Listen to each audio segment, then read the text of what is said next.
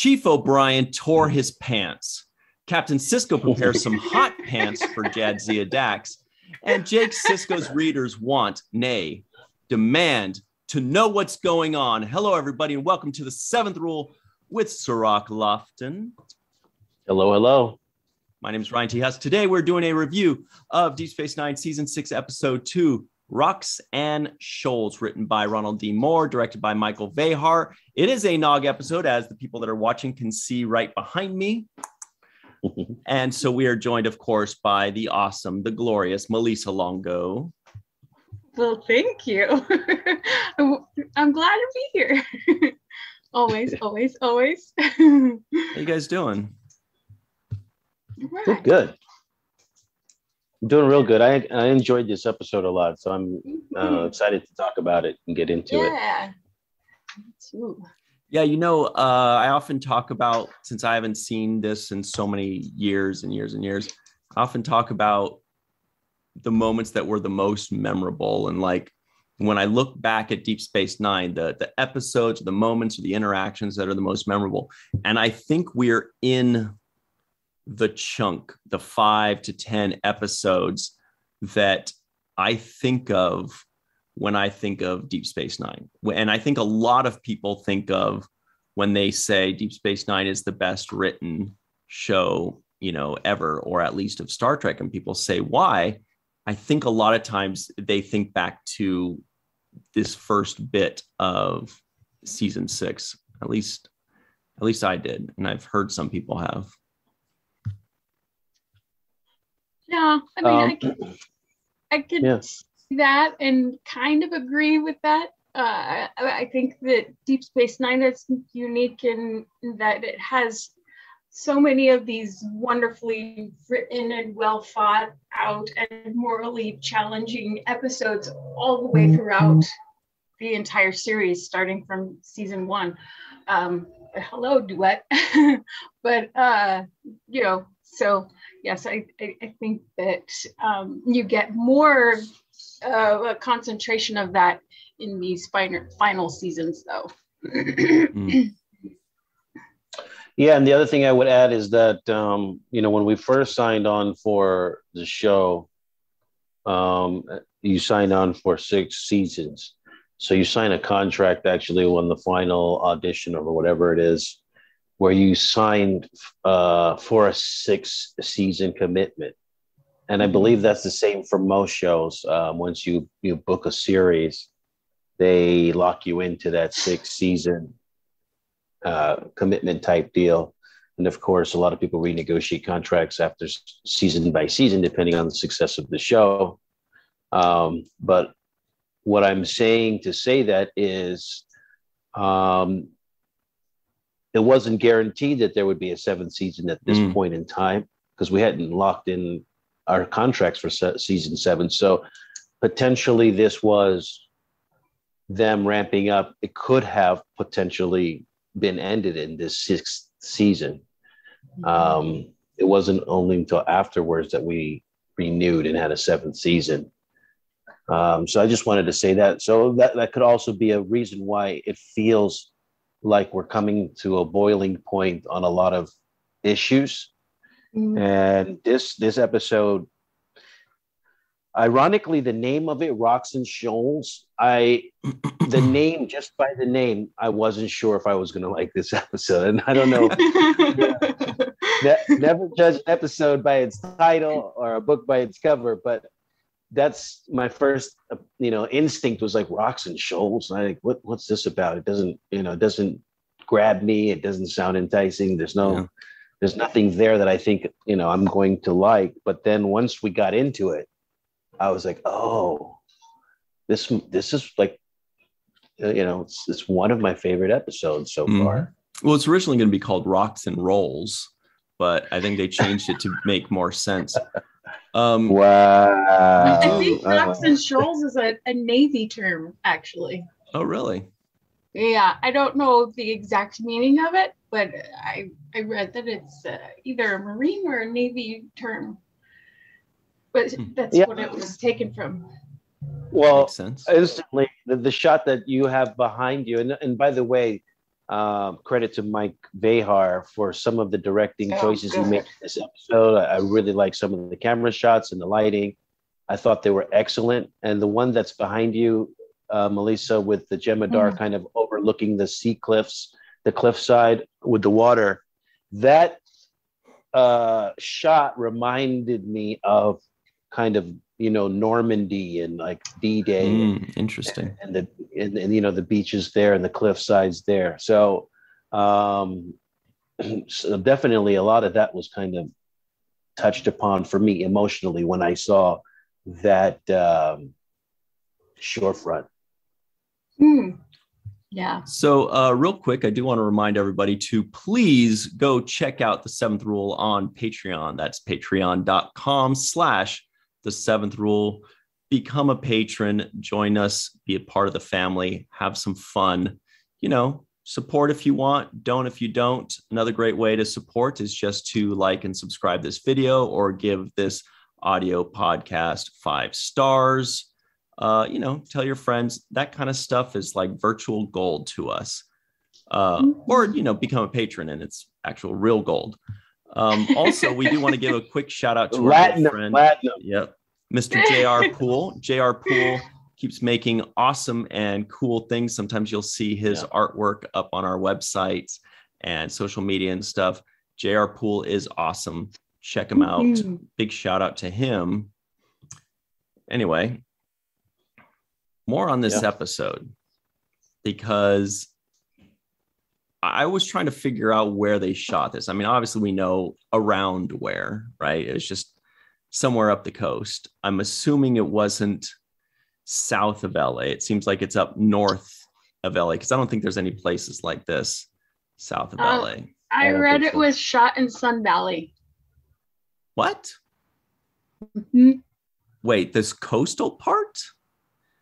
Well, I don't know specifically, but I read it was shot in Sun Valley.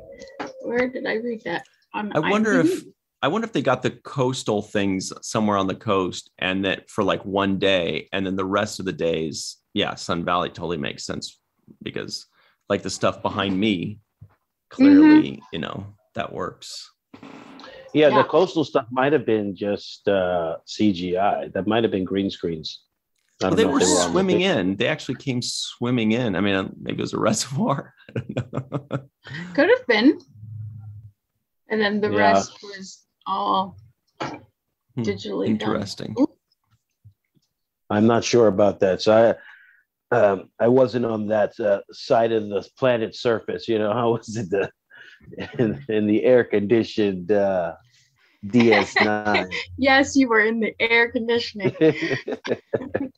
Because it also said it got up to 128 degrees outside, and they were, wow, filming in that makeup. And I asked Aaron if it was difficult to swim in the makeup. He's like, what was worse was it was so hot that everyone was just melting. So it was the heat that was worse than the swimming in the prosthetics. And then I was just gonna say, I did wonder about that, because that was really cool. One of the first things I noted was when Aaron was swimming around in the water, and I'm like looking at the makeup, and that's what I put in my notes, something like makeup in the water, but it looked fine. It held up. Props to them, props to Aaron. Everything looked good. He did a great job acting it like, that he's struggling through the water. The makeup held up through the water. That was a good production quality all around there. Yeah, I made the same note too. I was like, Naga's swimming. It's pretty effective. And what I really liked about that shot too, going back to Mike Behar, is the shot where they had the ship that they were on kind of sinking down into the bottom of the water. I enjoyed seeing that as well. But I can imagine it was hot because there was no space there where there was shade. It looked like there was just nothing but, open land, like it could have been a rock quarry for all I know, and one thing that I thought was cool was the area where they did the prisoner exchange. that was kind of that rock bridge that was surrounded, had water on both sides, and they were both walking across. I enjoyed that shot too as well, the way they framed it, and it just looked really cool. The kind of few passing words as they said, something to each other as they were passing. Yeah, and at that point, I rewound it a couple of times to check and make sure, because my first thought was, oh, they should probably use body doubles since they're that far apart. But I looked, I was like, nope. They probably couldn't, why bring all these body doubles to this far away place with all the heat and all that. Plus, I think that there were, because the lines were added in ADR or whatever, but the actors had to still know how they're going to act when they say the lines and what the lines are. And that's not really for a body double to do, I wouldn't think. But I did want to check and make sure about that authenticity. And yeah, it's probably true that if they figured out a way to get body doubles in there instead, it wouldn't have looked as good. You'd be able to tell it wasn't them, or the lines wouldn't match the acting, because they did kind of like lean forward or do something quick and all that. So I liked all those things. I don't know if that's another Mike Vehar choice, but I really liked the directing in this episode. Yeah. I liked it too. The images, he was able to capture certain pictures like this one that were just so nice. And the one that you were just talking about, Cirroc, it's such an image in your brain, and it's very beautifully done. Yeah, and to Ryan, your point about the body doubles, so we always had our stand-ins, they were there all the time and traveled with us. So when we were framing up shots, that would be who would stand in, while we're preparing. So so they would have been on hand. They would have been on hand and easily in uniform. But the thing is that you can see who it was. It wasn't far enough away where you wouldn't be able to recognize them. Maybe if it was a behind the back shot, or if it was just like you could just see the back of people's heads, you couldn't really tell, then they'd probably do it. But I'm pretty sure that they were available, but it wasn't something that they were trying to do. But going back to the shots that they took, the other thing that I liked too was some of the lighting on the interior shots with the cave, where Sisko and Dax were having their moments together. And there were moments when, the lighting on Sisko's face was just, it felt intimate in those kinds of moments, because it was really dark, but then there was just like half of his face would be lit as he was leaning in on Dax. So I also like those kinds of choices that the director made as far as how much lighting he wanted and keeping half of his face kind of in the shadows. There were a lot of good moments there that Sisko had, I thought. One was when he and O'Brien shared their laugh. Sometimes that kind of stuff doesn't really work. It doesn't, like, whether the actors aren't feeling it or whether it's a little bit forced, and it's up to the actors to try to make it more believable, and it kind of shows. But in this case, I feel like they had, like what Melissa's saying, like it was 128 degrees or whatever the heck it was. I bet that helped them, where they're like miserable. They're in this makeup, they're in these sweaters, and they're slogging through the mud and all this stuff. And so they might have already kind of had that misery, and we're ready to just have that kind of like half sarcastic laugh it off, like, Well, and I only think it works because O'Brien says it, because O'Brien would be the one who says, "Look at my damn pants." I could see Nog saying it too. But like more worried, like, my pants are ripped. I'm like, okay, good. Yeah. But it was just another damn whatever that O'Brien had uttered, from the beginning of this show. But watch your mouth. Yeah. I thought that was a nice light moment between the two of them. It definitely shows a camaraderie, and the fact that they, happy to be alive. I think it emphasized like what they had just went through. I think the shot of the ship kind of falling down onto the planet was a good shot, because it gave you that feeling like, oh wow, this is it's going down over here.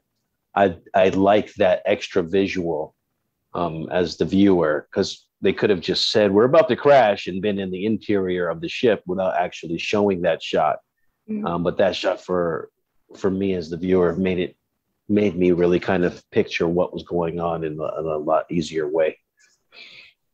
And it was a wonderful glimpse at the scale of the size of the ship too, because it kind of gets lost in space.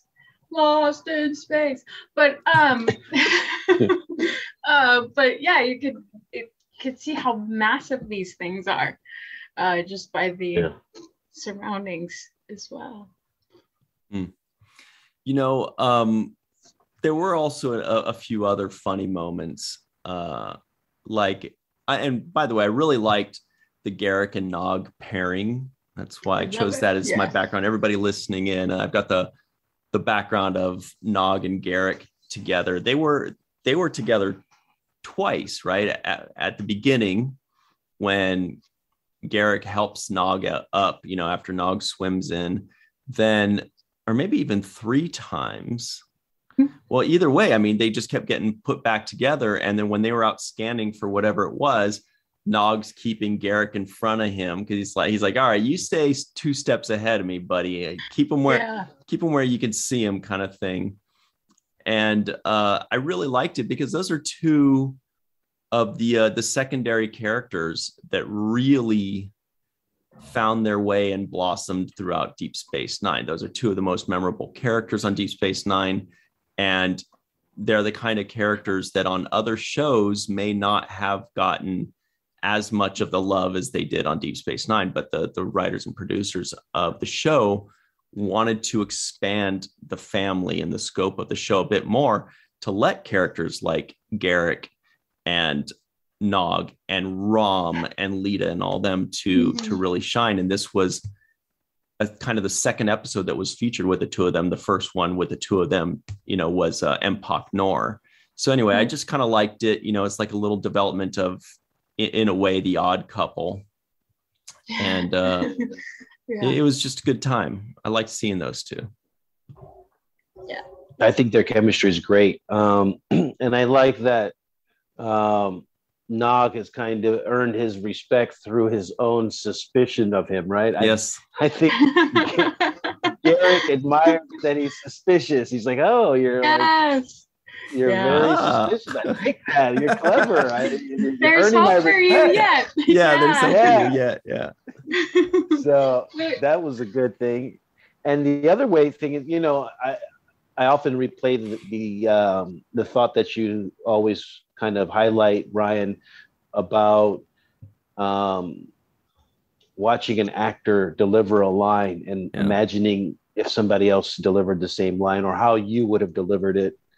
And even sometimes just trying to mimic the way they deliver a line. So you can say, oh, wow, that's how he said it. I would have chose a different way, but I like that way. Mm-hmm. And in this instance, the one I'm referring to is the Andy Robinson, when Garak, I think Nog says, what are those life forms that, he was detecting something on his scanner. And Garak says, I'm not sure. And then they show up, they pop up. It's the Jemadar. And then he looks, he says, now I'm sure. Exactly. And the way he says, now I'm sure, I loved it. Mm. I loved it. It's just like, it's the comical in his own way, because I think Garak is hilarious. But it's the kind of brand of humor that he has. It's like slightly condescending, slightly sarcastic, but also yes, self-deprecating in a way too. Like he's willing to laugh at himself. Like basically, he thinks you're a joke, but it's okay because he thinks he's a joke too. He's like always like, you don't matter, I don't matter. This is all just a weird game. We're all just pawns, but I tricked you on this one and you got me on that one. Or like he's got like this, this weird delivery that really emphasizes that type of character. Yeah. And yeah, I had a, sorry, go ahead, Malissa. No, I was going to just say, yeah, I'm thinking about it. He really enjoys the game and he plays it well. And he's always a master of that game, figuring out how the twists and turns are going to get him what he needs. Yeah, and he's also seems to be one of the actors that, more than almost any other actor, that delivers these lines in a way that make us think, that is a very interesting way to deliver that line. I would have delivered it differently, but your way is probably better. Like he has a lot of those things. I mean, obviously another one is Jeffrey Combs, but I'm like, nobody would have thought to deliver it like that other than Jeff Combs. Like he comes up with ways that are just so out there, but it works with whatever character. In this case, there were a few guest stars, or the third Rematiclon, which was really amazing, and it was Phil Morris, of course, who we'd seen before as a Klingon. Also, so he had a couple lines that he delivered in an interesting way. Now with Jem'Hadar, you don't get a ton of leeway, so it has to be subtle, and that's, I think, even more difficult as an actor, is to deliver something interesting in a subtle way when you can't go to extremes, you can't be super creative. And the other major one was the guy that played the Vorta Kevin. His name is Christopher Shea. And he delivered things, because the first thing you do when you see a Vorta, at least for me, is I compare him to Weyoun. I'm like, all right, this guy's no Weyoun, but let's see what he can do. But I think I can understand why they didn't have Weyoun, because this Vorta was a little bit more sinister. He was a little darker, a little more sinister. He was a different kind of Vorta. And so I don't know if the character of Weyoun would have fit in this story. He wouldn't have acted that same exact way, right? Yeah, I feel like there's a little bit of, and I don't think Weyoun's innocent at all, but there's more of an innocence to Weyoun, as opposed to Kevin, who is just also constantly playing a game, but it is so self-serving. It is to a fault, and he doesn't care about anybody else except for himself, and he has no shame about it. No shame at all. And it's so slimy and devious and manipulative, and he did it very I'm listening. Well. He did it very well. Well, let's talk a little bit more about that guy in just a minute. We do have to jump on our break. It's actually going to be less than a minute, you guys. Our breaks are so fast, you won't even know what hit you. But we'll be right back on the seventh rule. Welcome back to the seventh rule, everybody. It's fun time. It's your happiest time of the week. We've got Cirroc Lofton, of course. There's Melissa Longo joining in today. We're talking about rocks and shoals. You love this one. Melissa called it rock and rolls, but whatever. Very quickly, the trivioids of the week. We've got O'Brien needs 3 days to repair the Jem'Hadar ship's engines, but he's not going to get them. Chief O'Brien tore his pants. Captain Sisko prepares some hot pants for Dax, which was cute. A lot of good stuff between Sisko and Dax. Nog likes to keep Garak where he can see him. Jake Sisko's readers want to know what's going on. Vedic Yassam has organized a demonstration in the promenade tomorrow to protest the Dominion occupation. More on that, too. Yes. Lack of white produces anxiety among the Jem'Hadar. Dax will stay behind to watch her clothes. That was a funny line. Damar has been trying to contact Kira for 5 hours. Oh, which, by the way, sounds like a NAM. Yes, I missed that. It is a NAM. Damar. Okay, so anyway, we were talking about Kevin. Cirroc, did you have any thoughts on Kevin? Yeah, I thought it was a great acting job by him. I've said this before, but if somebody makes you hate them as the villain, then they're successful at accomplishing what their goal is, what they set out to do, which is get under your skin and become the kind of obnoxious, creepy person that you really 8. And he's successful. He won because, my gosh. Yeah. There's a part of you that just wants to just, take your phaser out and just end him really quickly. And I'm sure Sisko was contemplating that a few times in this episode, like, well, we'll just get rid of all the problem, including you. But, I do like the fact that he played this very calculative character who essentially one-upped Sisko. And very few people have the opportunity to one Sisko up. We saw Eddington was able to outsmart him. Very few people are able to get away with essentially putting Sisko in a position where he ends up doing whatever they wanted done. And this is what this particular character did. So I think that this Vorta represented the Vorta very well. We talk about comparisons to Jeffrey Combs. Mm-hmm. Nobody's going to be Jeffrey Combs. Nobody's going to be Andy Robinson. Nobody's going to be Avery Brooks. Everybody has their own thing. But what I thought the essence of the Vorta that he did carry out well was their ability to kind of play this mental chess game with people. We saw Jeff Combs when he was talking with Sisko prior to this episode, when he said, "Oh, yes, and Commander, we need to," and he was trying to smooth talk him. And then he got serious. He gets serious and it's like, all right, well, this is your option.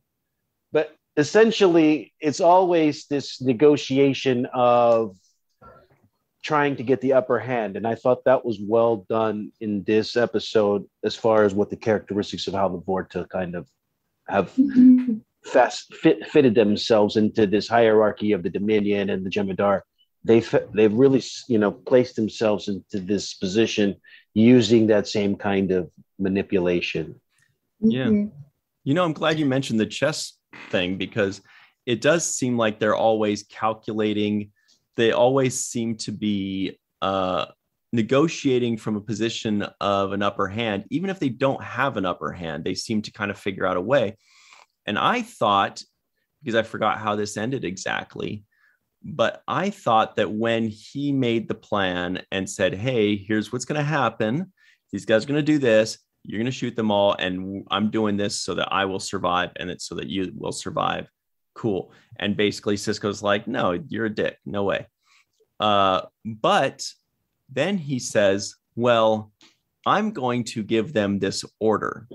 So your option is to either kill them or get killed. And you're like, wow, that is a very convincing argument. He's saying, here's the plan. You can play along or you can die, and I thought, wow, this guy actually beat him.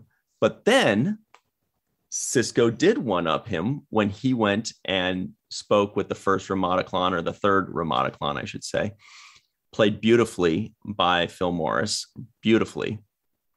And he says, hey, he kind of comes up with his own plan, his own thing. But then again, for the second time, the Jem'Hadar basically says, look, I'm not here to negotiate. I'm not a negotiator. I just do what I'm told. And it was both of those interactions, when he said it before and when he said it then, were really cool, really beautiful. And I think it should be applauded. Yeah. I really feel sorry for the Jem'Hadar in this episode as a race of people and their place in the universe. I mean, talk about lives that have absolutely no agency over themselves.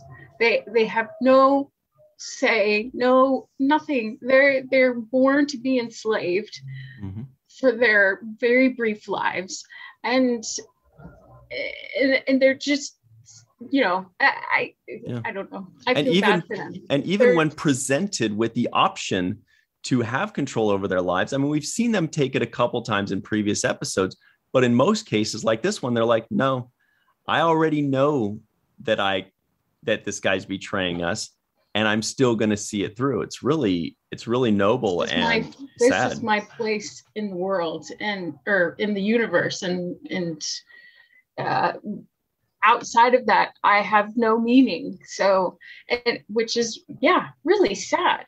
And I'm like, but I want to just kind of dissect a little bit here. For one, I want to say Phil Morris's performance, awesome. I got a chance to meet him in person a few times and be around him, and he is a fun guy, very outgoing, and just a good person to be around. But aside from that, as an actor, and in this episode, where I thought he really showed a lot of character was in the scene in which he stood up to the Vorta who was trying to get him out, who it was that disobeyed the orders. And he stood up and said, "No, I'm going to discipline my men. You can discipline me, but I'm not going to basically throw somebody under the bus that's under my, my control." I thought that is where he really showed his character. And I think that also reveals the line where the Jem'Hadar are not willing to take orders, right? Because in every other respect, they're like, I'll take orders. You just tell me what I need to do and I'll do it. But when it comes to turning on each other in this kind of a way, he wouldn't, he wouldn't take orders to turn on his own Jem'Hadar brother, essentially. Right. Well, because and as he said, it betrays the order of things. Exactly. If he is going to stay consistently true to the order of things, then why would he follow that order that betrays that order?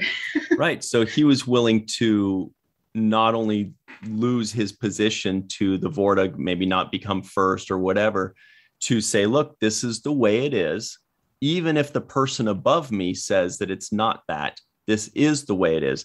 And then also, even if it means my own death. So we see that he is willing to stick, honorably, as the Klingons would say, to the order of things, to the way things are supposed to be, no matter who's telling him not to, no matter if it's his own life, whatever. And so they stay very consistent.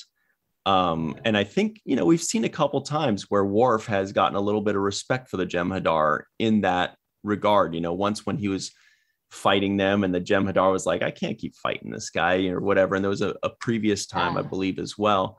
So there's a little something there with the Klingon honor and the Jem'Hadar order of things. I did want to point out too very quickly about the guy that plays Keevan, that character, because I was like, didn't we see him again? He does come back in another episode later on. Melissa knows it well. It is the Magnificent Ferengi, I believe, is the episode. So we do see him again. He does come back. But he was also in Star Trek Voyager. He was in Think Tank, which is a pretty well-known episode. I think it's a season 7 episode, possibly. Also, he was in 2 episodes of Star Trek Enterprise as Sajin. I don't remember who that is, but also as an Andorian captain in Ceasefire. So he's played 4 different characters in 5 different episodes of 3 different series. Not bad, kind of a little Jeffrey Combs-ish in his own, way, playing an Andorian like Jeff did, played a Vorta like Jeff did. So that's cool. Good shout out to him. I didn't realize he was in other series and in other episodes other than those 2, but good work. They must have liked what they saw with him. Yeah. That's one thing Star Trek does. They keep the good talent around. And they, if you perform, they continue to get make sure that you stay working. So that's a good thing that they reward those people that deliver. But yeah, I thought he did a fantastic job as Devorta, and I like the moment there at the end when he kind of comes strolling up after they have killed all the Jem'Hadar, and he comes like walking up with his bag, like ready to go. Slime ball, yeah. He's like, I'm all packed up, and I got 1 vial left. And then he delivers the line saying, "If I had just 2 more vials, you would all be dead." That was classic. That was That was classic. He basically, his line could have been, "I love it when a plan comes together." Yes. He could have easily used the A-Team line on that one. Yes.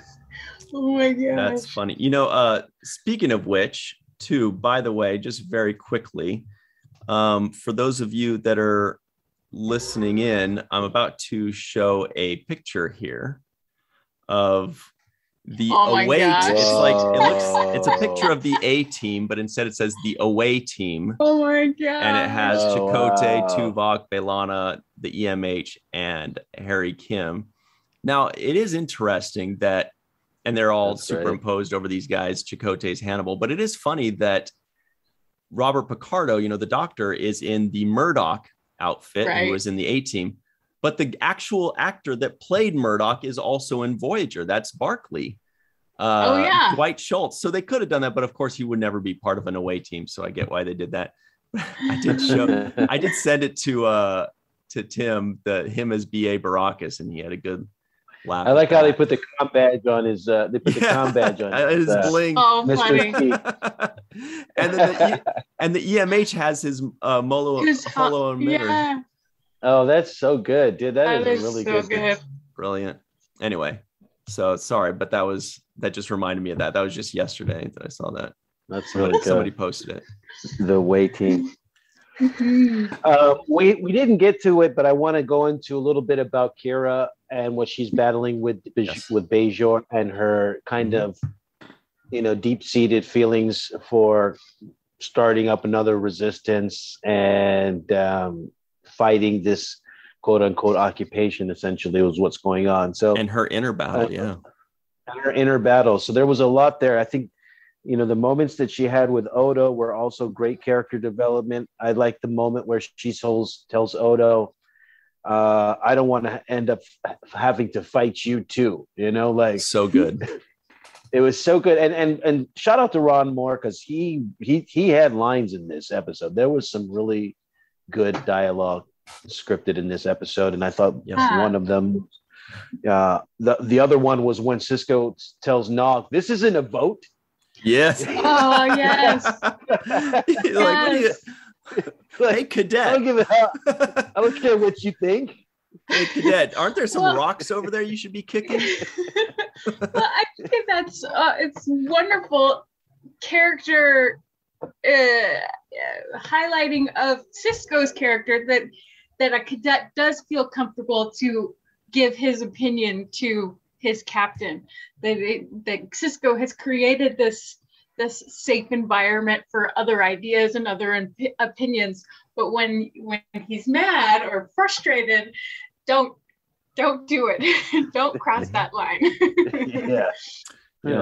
And so now what I was thinking when I was watching the Kira moments, obviously there are a lot of, it was analogous to a lot of things that it conjures up, historical context and memories. And but what Deep Space Nine is always so good at sneaking in is the A plot and the B plot being connected in some way. Yeah. And it did feel like the two themes, they weren't as on the nose as others have been, but they were very similar in that, doing what's best for keeping the status quo, for playing it safe, and some people say, you know what? I'm not going to do the status quo. I'm not going to play it safe. I'm going to keep fighting. And then others, like say Ramada Klan, they say, no, I'm just going to keep doing what I'm supposed to do. Kira is just following orders. Not her allegiance is not to the Dominion. Her allegiance is to Captain Sisko. Captain Sisko, and as Odo pointed out, Captain Sisko said, your orders basically are to play nice and do this and do that. So she's following his orders. She's remaining loyal to him, but it's not sitting well because basically his orders are to follow their orders. and those guys suck. Well, yeah, and it kind of betrays everything that who she is. It betrays who she is, and it takes a drastic action by Fennec Yesem to open her eyes to the fact that I can't sit here and be complacent. I'm not helping anyone, not myself, not my people, not the Alpha Quadrant, no matter how comfortable it is. And Vedek Yasam was willing to give her life for it. And can I just say that I love Vedek Yasam's accent? Yeah. Love it. Anyway. You may. Yeah. I thought they did a good job of showing Kira changing, right? Because they did a repeat of a sequence of her getting up and walking and like reporting for duty, getting her coffee. So they did a repeat of that scene, and they were basically telling us this is her routine. She's basically lulled to sleep. Yeah. She's not really actively like engaged. She's just showing up and going through the motions, but she's not like aware. And the other thing that they did to kind of show us how she's changing is where Jake has that interview with her and Odo. And Jake's like, wait a minute, you're about to abolish the right to protest? Like the person who's been protesting their whole life is not going to let people protest? Like, what's going on here? So even Jake's like, this is not you. Like, this is not what I expect coming from you. Like, you're changing on me, right? Kira's a changeling. This isn't the real Kira. For a friend, just asking. So I thought that was good to show. They established a lot of time passage in just one episode. So in just this episode, they actually gave us a little bit of more backstory to what Kira's day-to-day has been like and how she's kind of slowly lost her edge and become this, very mild version of herself that's doesn't even sympathize with the people that she fought for and alongside. And I think that's where the trauma of watching that suicide scene, which was actually traumatic to watch even on screen for me, I was like, wow, that's heavy right there, even though they didn't show it, I still felt the emotion of it. And I think that was obviously the wake-up call for her to just like snap out of it and say, hey, wait a minute, what am I doing? I'm just gonna stand aside while Bajor is completely dependent on these people, and they're just gonna she looked around, she's like, where are the Bajorans? That was great. Where's the diversity that we had on this station? We had all these people, and now I'm looking around, it's just a bunch of Jem'Hadar and Cardassian, and it's not it's not the place that I used to know.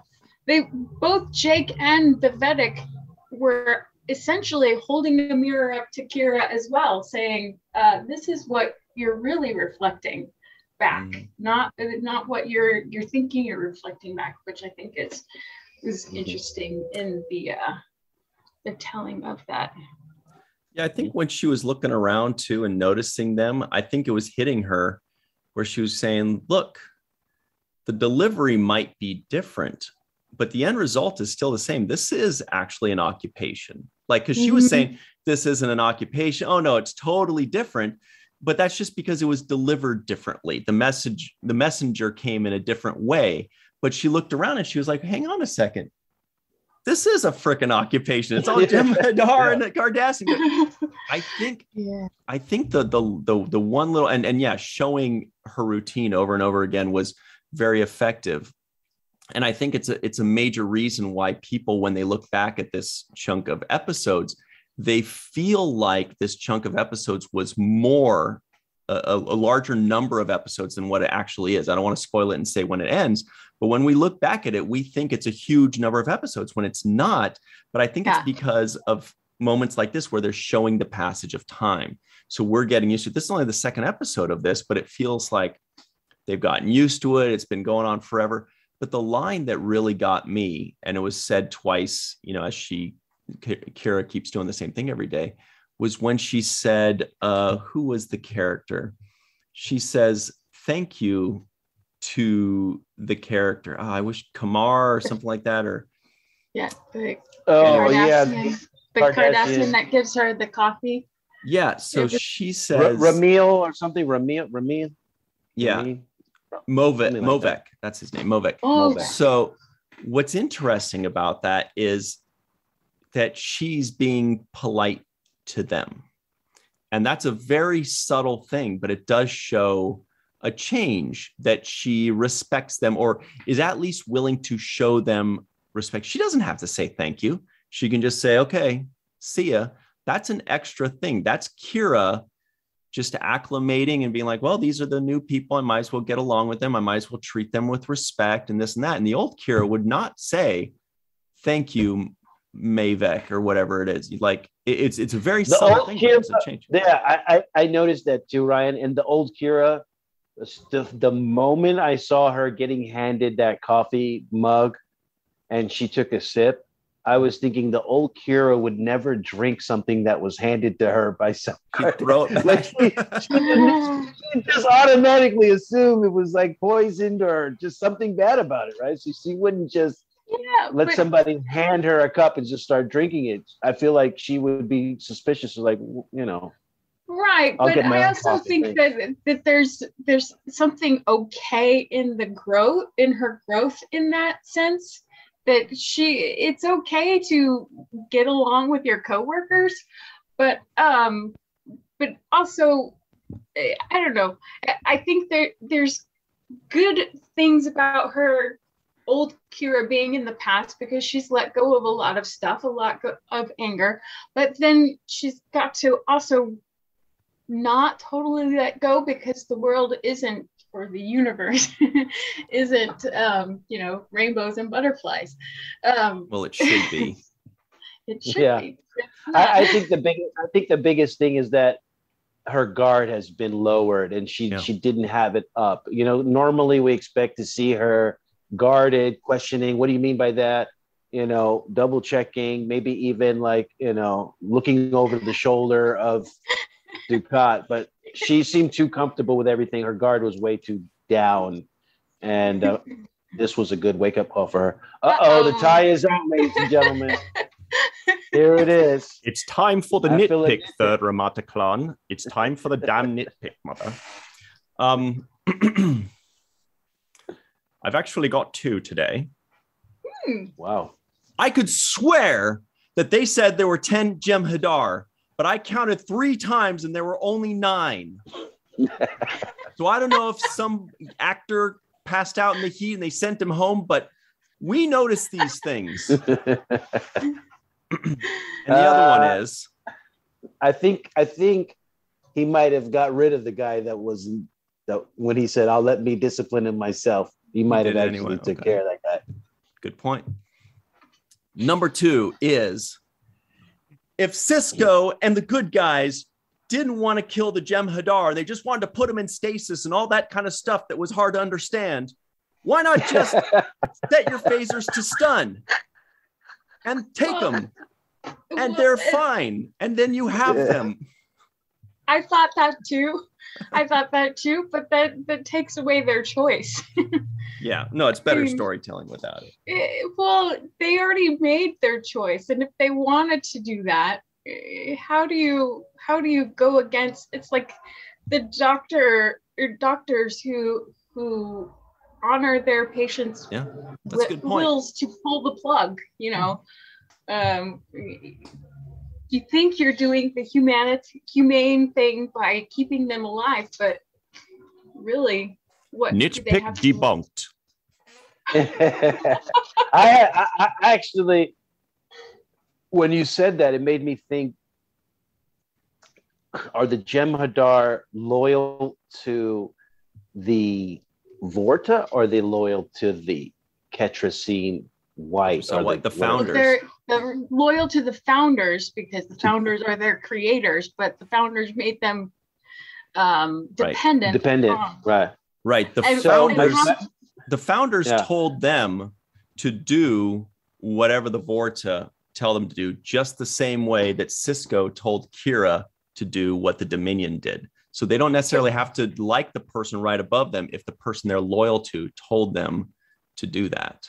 But the difference between Kira and the Jem'Hadar is that vast. The Jem'Hadar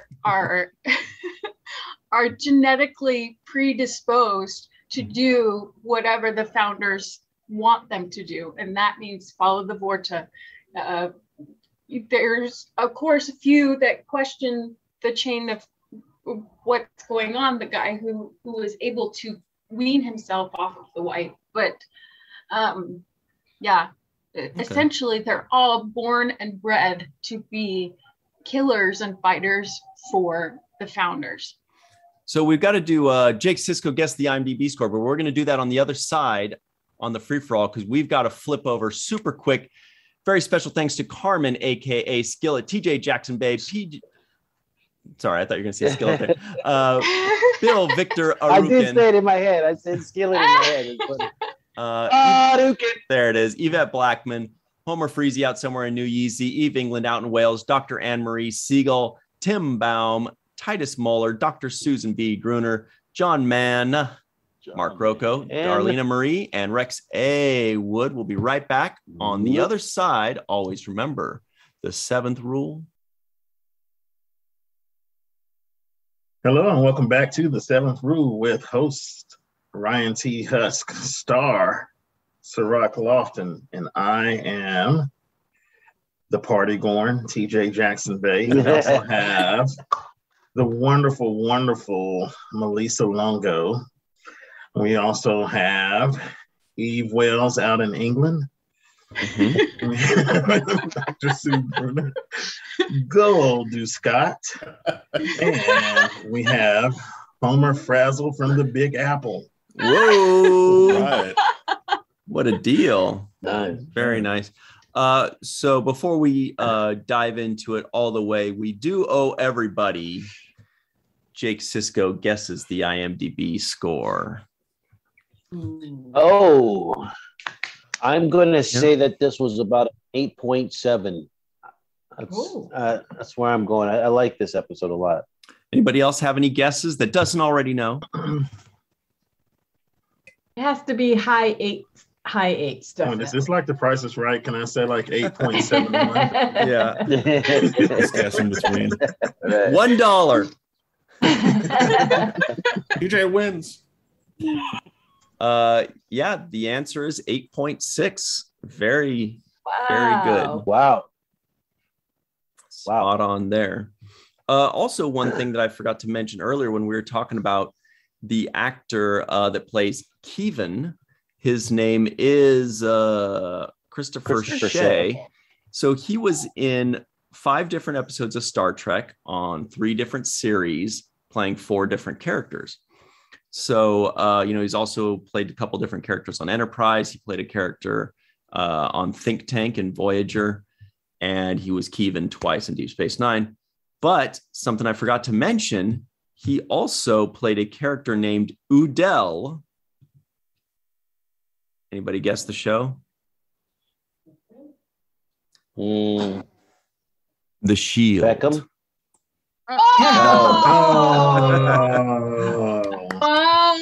Oh man. Yeah. I haven't seen that episode yet. That's a deep dig right there. That's a very deep dig. Yes. Yeah, good knowledge. Wow. What luck. We should check that. Every guest actor, we should check to see. Yeah, to give them an extra bump. Yeah.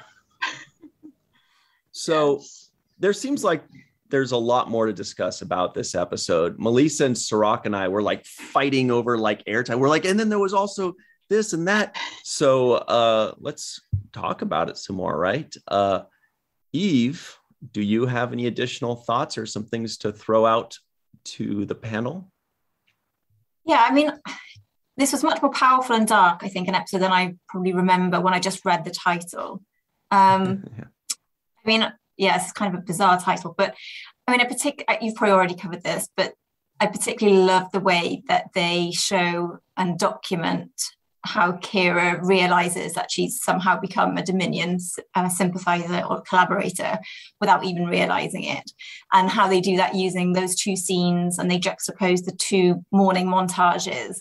So the first one is also happy and positive. She seems really happy. There's good music on in the background. She's enjoying a coffee when she gets to ops. And then the next time we see that, after we've had the horrendous scene with the medic, is you know, you see her, it's almost like a waking nightmare when she's already awake before her alarm's gone off. She can't really look at herself in the mirror without just feeling quite disgusted. And then, you know, she gets to ops and she just looks around her, and then that realization where you can just see her that sinking feeling in her stomach, where she realizes that what Jake and other people had said had become true.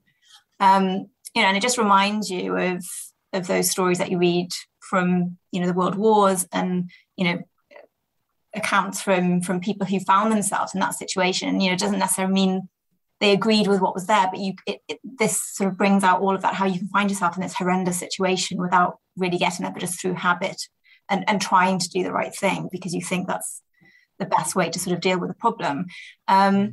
So even though, I mean, it does have some really good comedic aspects to it, but I was quite taken aback actually with how dark and powerful an episode it actually was, and how it kind of sets the scene for everything that we get over this story arc over the next few episodes. Mm-hmm. Were there any extra goodies in the DS9 companion? I mean, there's not, because they sort of, in the companion actually is quite interesting. They block the 6-story arc together. So they split it up and they talk about the production, but they look at the whole story together. Wow. So they talk about how the actors actually found it quite difficult to remember which episode was which because it was just one big story. Mm-hmm. But one particular thing they mentioned with this one is they were supposed to have a scene right at the end where Worf comes and rescues them. But it was, but they ran out of light because they were obviously on location, so they didn't have time to film that. So it ends with Sisko just looking at, you know, all the Jem'Hadar dead on the floor. And then what they did, they said that in the next episode, Sons and Daughters, they added to the introduction just to sort of say, I think they said that Sisko just thanks Martok for coming to rescue them. But I actually think it worked much better that way because you knew they were going to get rescued, obviously, and that kind of all fits together, doesn't it, when you get to the next episode? But I thought that was quite interesting because I think it ended up being more powerful because of the way they finished it, rather than them having, we fixed the communicator, we got rescued, which would have changed the whole tone of the whole thing. Mm. So I thought that was quite interesting how by accident they ended up with a more powerful episode. Very cool. Wow. Yeah, because when you said that, my first thought was, damn, I would have loved to see Worf land and save them. And Dax is happy. And we're like, where's Worf been this whole time? Here he is. But you're right. That's kind of a little fan servicey and what I would have wanted to see. But you're right. Like without it, it's probably a better written piece or at least something that's a little bit different and a little bit more powerful imagery to end the way it did. Makes the deaths of that Jem'Hadar that much more poignant. Mm-hmm. Yeah, exactly. Interesting. Yeah, also, Eve, when you said that, it reminded me that they actually used a mirror to show Kira waking up. So they were like, basically, as you were talking about Malissa earlier, her being confronted with the mirror, they were essentially holding the mirror up to Kira, like, this is who you have become.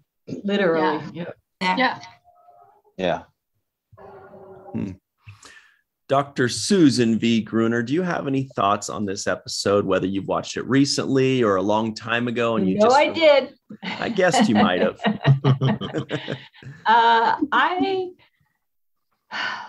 I really hated that Borda, but then I thought, if I was in the same position trying to survive, am I judging him too harshly? Would I have done the same thing? Because I mean, he did a terrible thing, but he was trying to, I'm not saying yes or no, I'm just saying that I was thinking about it. I went back and forth. Is he a really bad guy or is he just a guy trying to survive? And I don't have an answer, but I thought he did a great job of making us hate him. Thinking, oh my God, he's willing to sacrifice all of these guys just to live. Well, but people want to live and do things like that because they want to live. I think the line of him being good and bad and in self-preservation is the line is drawn when he has absolutely no remorse or no regard for the life of the Jem'Hadar. Yes, Sisko has more regard for them. Exactly. Yeah. Yeah. Well, it's interesting when they talk about the rules as well, don't they? That was interesting when they were saying, "Oh, that's human rules," where they were talking about they were having that discussion with Garrett. That was just so. Humans have rules. Yeah, that was telling. Because I definitely thought that of all the people when they were having that standoff at the end, Garrett just looked like he was having too much of a good time.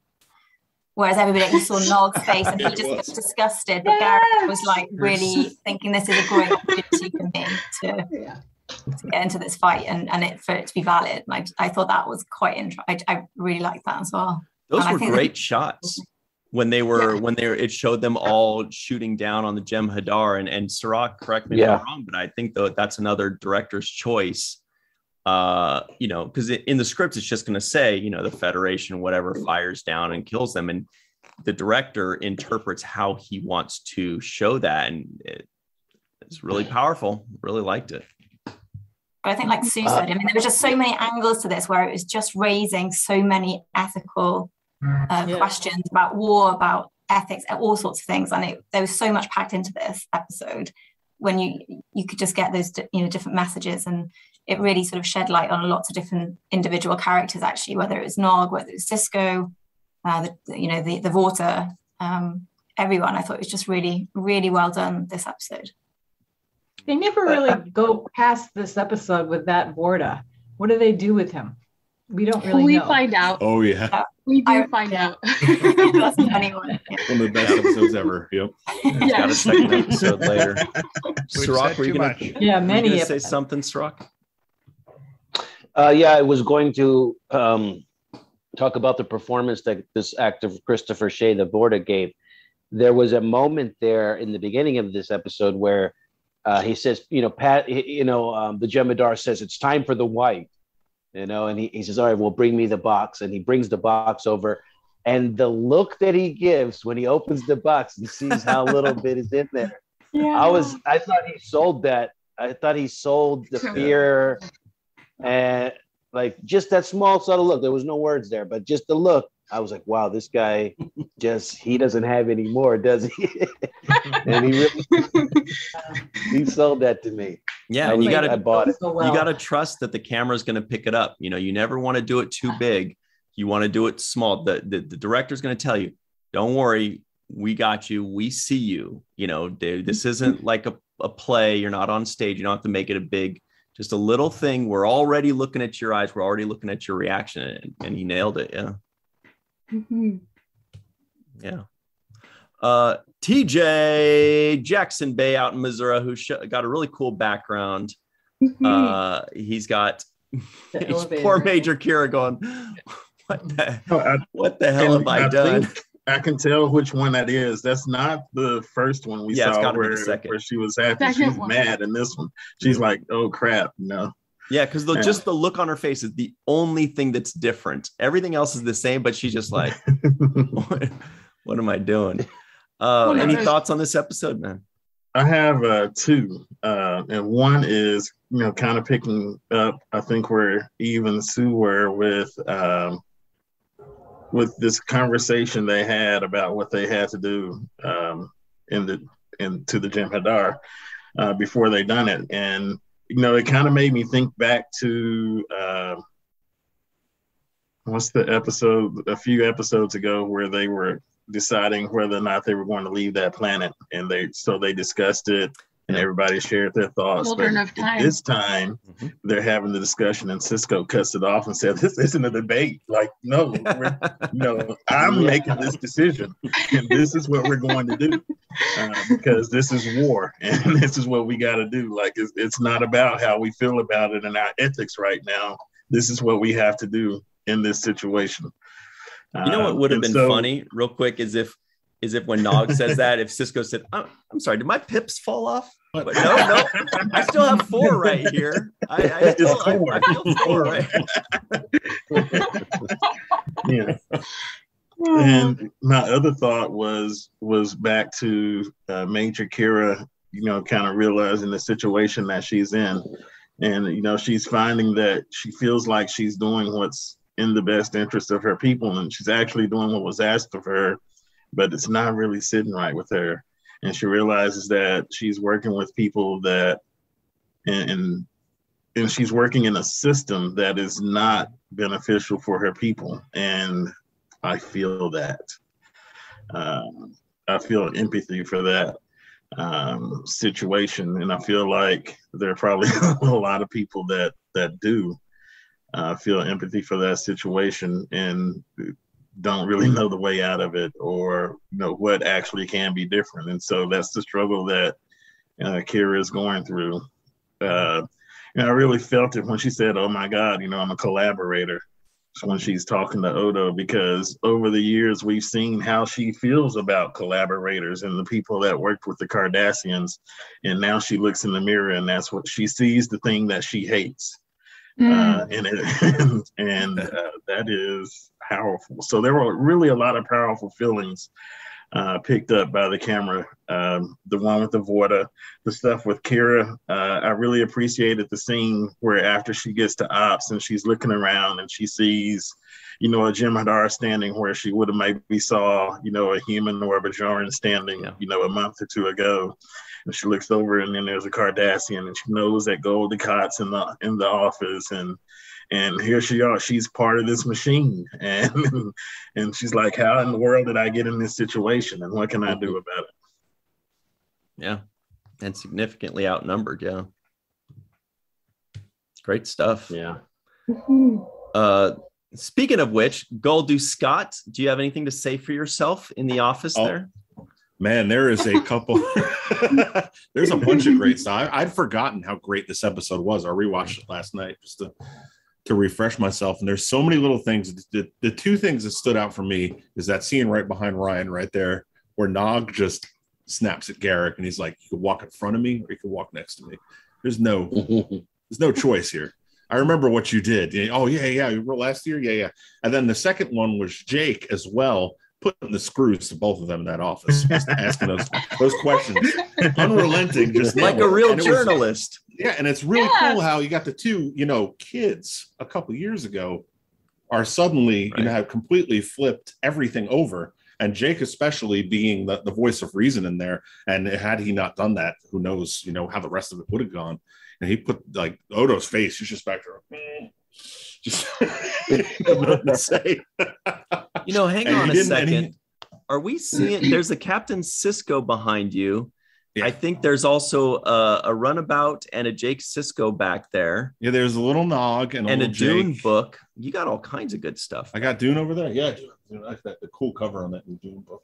Sorry, we've got you spotlighted real quick. Yeah, if I can reach it without unplugging myself. Yeah, this one's a gorgeous cover. Oh, nice. I absolutely loved it. This is the shelf I have to reorganize, so it probably shouldn't have been the one that was in the background. But back to Kira. Scary Kira. Looks nothing like her, but I love him. And Quark. All kinds of good stuff. Back to what you were saying. One thing I was thinking about what a cool writer's tool the writer was on the show, Jake Sisko. When he had his scene that at first when he was saying like this happened and what do you think about this and all that, I was like, this is better than last time on Deep Space Nine. He's almost like he almost like narrated to us and caught us up on what's been going on, what is going on, what is going to happen. I mean, it was exposition, but delivered in a way that wasn't like clearly exposition. And so Jake was almost like the voice of the narrator to me when I saw that, but I don't know if you had more to add to that, but that was something. And he did, because had he not done that at that moment, that the new resistance would have, never happened. And, Rom would have never, spoilers down the road, but stuff like that. If that moment hadn't happened, and you could see Jake had a little bit of he definitely had a Sisko look on his face when he was talking like that, like he had said about Sisko earlier, like, oh no, this isn't No, he was still being respectful to the two of them, but he wasn't holding back. And that was a really cool moment for him too, a coming of age thing. He's had a bunch of other stuff coming up to this too, but yeah, the resistance wouldn't have happened without him. And also, again, the imagery of when you guys were talking about the away team firing down onto the Jem'Hadar, how it is so just a shot of them literally firing down on them. they're fish in a bowl. They have no way to get out. And then Keevan just eventually stepping over them at the end. But my favorite part of that whole scene, it harkens back to when Sisko was in the cave talking to Keevan. And he said something along the lines of, you're going to do this to your people, and then you're just going to fly a couple, hundred or a couple light years away and sit in a Starfleet prison while your people's bodies rots on the planet. Exactly. And then at the end of all this, Sisko goes, okay, everybody, da-da-da-da. And then he tells, I don't remember what her name was. She was one of the lieutenants that you were sure was going to be killed. Yeah, because you didn't know who she was. So you were sure she was going to die, but she made it. Yeah. To go ahead and start. Die. And he told her to get a burial, get burial underway for all of those Jem'Hadar too. He said before they left, he set up to bury them before they even left. So that was respect too, right there for, your outright enemy, which he ethically had nothing. He wasn't into what was going on, but I thought that showed his character there too. He's like, I know this has to happen, but I'm at least going to give them a proper burial before we leave. And I thought that was very cool. I hadn't caught that before this watch. Lots of good stuff there. And yeah, you're right, TJ. It was Neely. But yeah, I thought she was going to die too. She made it. I checked. She was only in that one episode. I was wondering if she had been in other episodes or anything like that. But nope, just the one. Lower decks. Homer Freezy out somewhere in the Big Apple. Sorry, it's now the Big Apple, and Homer Frizzell. And you're wearing a cool shirt today, right? I guess I should have pointed those out earlier. Representing the USS Gerard Holder. Nice. So this burial detail that Neely is putting together, let's think about who actually would be part of that, because they have maybe 6 able-bodied people. So who is somebody get this man a tie? Bring in. That's funny to get this guy a tie. And if you're burying 10 people, let's say, dry, do you use your camp shovels, or do you use phaser rifles that for some reason are not able to stun the Jem'Hadar, so you could put them in suspended animation and then get them to Ketracel White? I don't know. It was on the raft. I don't know. I don't know, man, but we know O'Brien would be digging. He'd be down. Jadzia and the shovels on the raft. Yes. Somebody needs to get this man a tie. Yeah. You are on. So that was a way out, I think, unless when you put the small phaser into the rifle, it loses its ability to actually stun. I don't know. I thought about that too. I thought, why didn't he stun him? Because I can't shroud anymore. They're all going through withdrawal, but and the way they actually, and if he knew with an engineer there who can make a replicator out of a rock. Well, they don't know how long it's going to take for a ship to get there. Where are they going to put them in stasis? Okay, well, they're going to wake up pretty. You've got O'Brien, you've got Bashir. They could figure something out. We're going to have a stasis field separated. Yeah. Anyway, I think it would have been doable. What do you guys think about this? Instead of a tie for Homer, I feel like he should have a different article of, like, maybe a nitpick ascot or something like that. That's maybe a monocle. Yes. A nitpick monocle, yes. A monocle. Oh, yes. That'll do it. Perhaps so. I don't have one of those. Even more character. And then just one other. Is it just one other? Yeah, just one other thing. So the episode is called Rocks and Shoals. And it may be a reference to the rules for governing the U.S. Navy. Mm-hmm. So if that's the case, then to whom does it refer? Oh, Monopoly, yes. To whom does it refer? Is it? I think it's Keevan. So Keevan is the one that is putting equipment or his crew in danger, willfully. So that means that he should be put to death, because it's not Sisko or any of those guys. So I'm just curious about the name and how they landed upon it. In the companion, it says that it was that Navy thing, Rocks and Shoals, and Eve, I'm sure, has it. I just have a piece of it here. I'm getting sort of off the subject a little bit. I was reading about where they filmed it, the temperatures were 125 degrees Fahrenheit when they were filming that at that location. It was so hot that how hot was it? 125 degrees was the hottest. And that's freaking hot. That is all that makeup. Hot. And the reason that Terry Farrell was in the cave is that in real life, she has some disease or something where she can't be in the sunlight. She gets a rash or something. So that's why she was in the cave the whole time, injured. Wow. So that reminds me too. It seems like the loaning of the doctor when he's caring for Dax, maybe he wouldn't want to necessarily go over there and look after a Vorta as well. But it seemed like she was in good shape, and so she was going to be totally fine. I don't know. I didn't buy it. A little scared because she's technically two patients as well. That's right. The symbiote, right? So right. I would think even more so he would want to go. Yeah, they seemed a little too willing to go.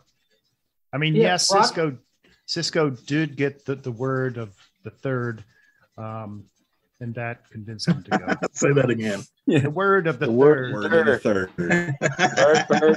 Bird is the word. Yeah. But no, it's interesting. Yes, you are right about the Navy aspect, and I was looking that part up, and it actually has a reference to the article and section number referring to the laws. So I do think that what I just read here as the quote articles for the government of the United States Navy, which Rocks and Shoals refers to, does have something to do with what the episode's about. It says here, the punishment of death or such other punishment as a court-martial a judge may be inflicted on any person in the naval service who intentionally or willfully suffers any vessel of the Navy to be stranded or run upon rocks or shoals, or improperly hazarded or maliciously or willfully injures any vessel of the Navy or any part of her tackle, armament, or equipment whereby the safety of the vessel is hazarded or the lives of the crew exposed to danger. So I'm pretty sure that's, and that's why I didn't understand the meaning of it. Remember I told you, like right off the top, just from the title, it didn't sound appetizing. It was like, well, I don't know if this is going to be a good episode. Rocks and Shoals. Yeah. You know, what kind of name is this? What's this about? Turned out to be a lot better than I thought it would be. And the other thing I want to just really quickly say to you guys is that I don't know about you. For me, as the first time watching it, I didn't know what was going to happen. And sometimes I watch these episodes and I feel like, oh, I know what's about to happen. This is, you know, they're going to, you know, escape on the ship or da-da-da-da. There's kind of a way in which you think things are going to kind of unfold. And as I was watching this episode, I didn't exactly know what was going to happen next. I wasn't sure, you know, were the Jem'Hadar going to turn their back on the Vorta and kill him? Or were they going to join forces with Sisko? I wasn't sure. And that's a credit to the writing that, you know, kept me kind of guessing. So I like that as well. It was a very poetic episode. I think more than anything, that was about the feeling that it leaves you with. Malissa, you had a bunch more things to say. I don't know if we covered it all, but if we got a minute or two left, if you want to hammer them out right now. Oh, yeah. One thing is one inconsistency that I noticed was that when the Jem'Hadar released Garrick and Nog was in front of Garrick crossing. So, and this was just after he said, y'all never turn my back on you again. Mm-hmm. And so right on that little bridge too. Yeah. Mm-hmm. That little bridge, yes. Yes. And I also wanted to comment on the still shot that's behind TJ and kudos to the director again for capturing such a moment, because there's no words said, but it was so heavy, so heavy. And then there was a moment where Sisko, Avery, right after the Ramataclon says, that is the way of things. There's this moment that Sisko has his reaction. It's silent, and it's about a split second, but it is so rich, and you can see the subtext, and you know, what an acting moment. I mean, I've learned through acting on film, you know, if you think it, we'll see it. And that is such a wonderful example in that moment of him thinking it and we seeing it. And I'm just like, oh my gosh, it's so good, so rich. But yeah, and one more thing, a little tidbit like trivia, is that the idea of this episode came from a World War II film called None But Brave, starring and directed by Frank Sinatra. Yeah. Oh, that's a fun one. And we're all nodding. We're all going, oh, didn't know that. Yeah. Of course, Ryan. It had Sinatra written all over it when you watched this episode. I know, it's so weird, but it's about an American platoon that gets downed. Their plane gets downed, and they're stumbled upon the Japanese army, and they have to kind of do this song and dance as the Dominion and Federation have to do. So knowledge, good stuff. Yeah. Well, that's about it for us this week. Everybody at home, leave us some comments. Leave us your thoughts, because there's so much more to discuss on this one, but we're out of time. So just, you know, give us some comments. Tell your friends, you know, knock on. What do you got there, TJ? What is that? Oh, that's a nog pin. That's a pin. Oh, so nice. Cute. Oh, fan sets. Very good. Yep. I just got this and I love it. Awesome. So we'll end on that. That is the best way to end. For everybody at home, on behalf of Aaron Eisenberg, myself, Cirroc Lofton, Melissa Longo, Russ Hasledge, thank you to TJ, Eve, Sue, Goldu Scott, Homer, everybody at home.